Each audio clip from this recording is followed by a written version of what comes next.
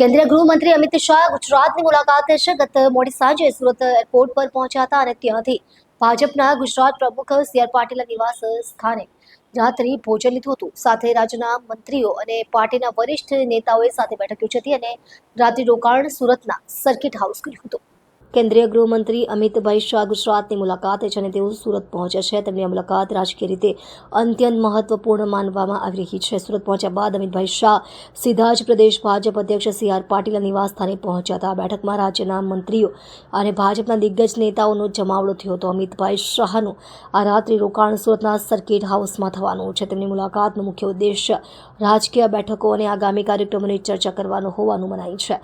આવતીકાલે અમિતભાઈ શાહ સુરત ખાતે ઇસ્કોન મંદિરના ખાતમુહૂર્ત કાર્યક્રમમાં ભાગ લેશે. આ ધાર્મિક કાર્યક્રમ ઉપરાંત તેઓ ભાજપના નેતાઓ સાથે સંગઠન અને આગામી વ્યૂહરચના અંગે પણ ચર્ચા કરશે તેવી અપેક્ષા છે. આ મુલાકાત રાજ્યમાં ભાજપની સંગઠનાત્મક મજબૂતી અને રાજકીય ગતિવિધિઓને વેગ આપશે તેમ માનવામાં આવી રહ્યું છે.